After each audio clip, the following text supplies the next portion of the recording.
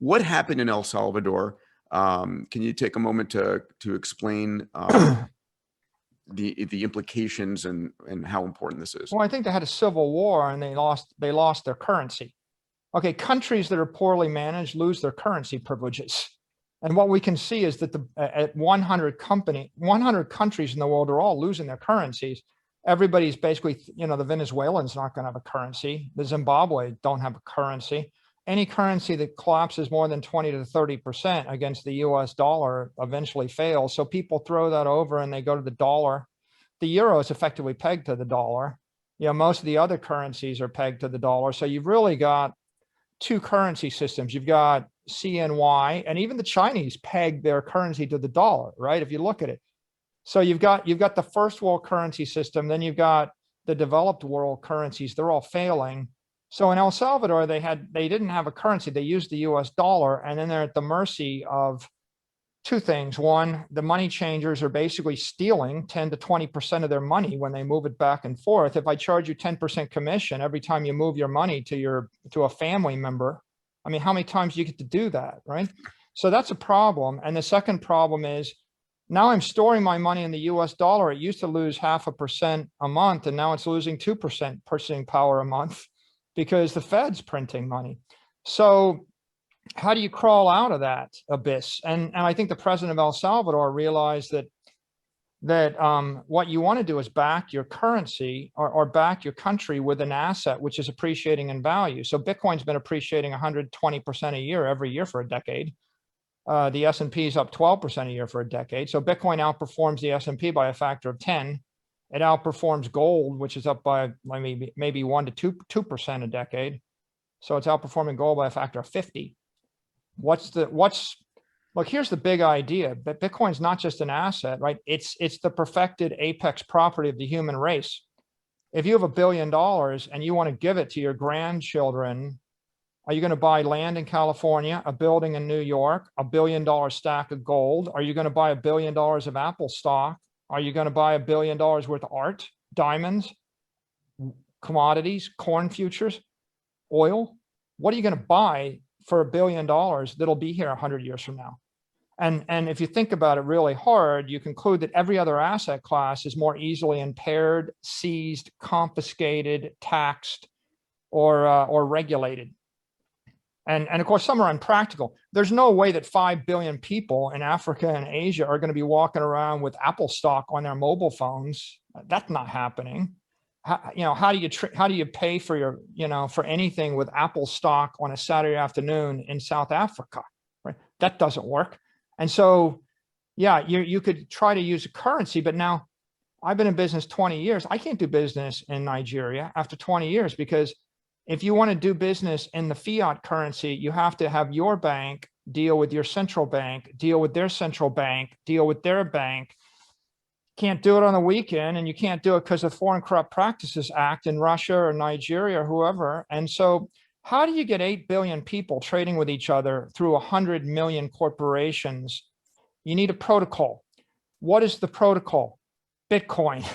Bitcoin is Michael, an open monetary protocol to link 8 billion people and 100 million companies with one another in the 21st century. Let's say that I wanted to create a non-sovereign store of value. I have $1 million. I want to save it for 100 years, and I don't want to trust anybody else with the money. I can't put it in a bank. Every single person in Argentina had 90% of their US dollars and their Argentine pesos seized overnight by the government 20 years ago by edict. Stroke of a pen. It wasn't hard. So I can't leave it in a bank. I can't store it in a currency because the banks can steal it from me. I can't save it in a stock. The company might not even exist, and the CEO or the board might dilute it. I can't put it in land because I can't move the land, and they could tax in Florida. They tax you 2% a year on the land. You lose your land in 20 years.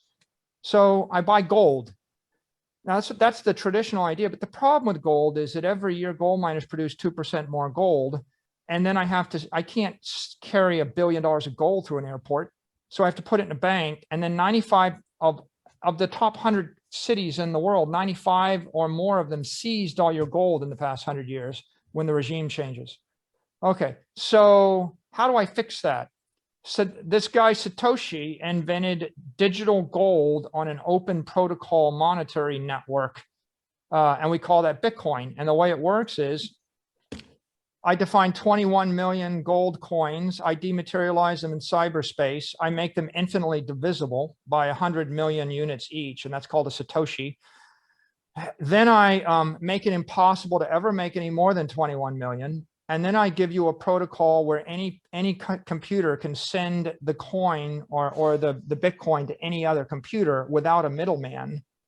And I make it possible for you to take personal custody of your asset. So if I want $1 billion worth of property, I can carry it around in my head by memorizing the passphrase. I can hold it on a hardware wallet. I can hold it on a mobile phone. I can put it to any computer in the world. Then I can move the $1 billion to any custodian in the world in a few minutes for a pittance. So the idea is, if I took gold and I said, you can't mine any more gold, check, that would make gold more valuable.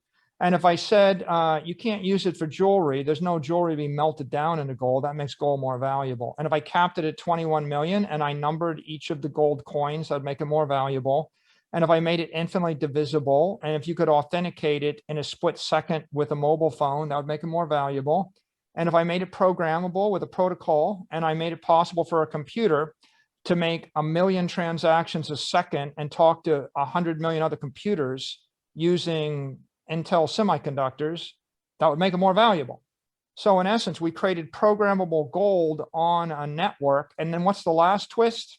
The last twist is you make it decentralized so that there's 10,000 different computers, or maybe even 100,000 different computers running the software at the same time with an identical copy of the ledger, so that no company, no CEO, no government, no regulator can meddle with it, the protocol. So it is literally, it's like a virus released into cyberspace, a living life form.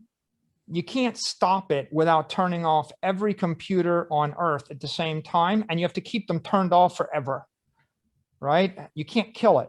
And so the idea of Bitcoin is apex property for the human race. And for the first time in the history of the human race, if you have $1 million, you can hold $1 million in your head, walk through a border, send it across the world, take custody, or transfer it to any custodian, or prove that you have it in a split second. And you can't do that with anything else. That's what Bitcoin is.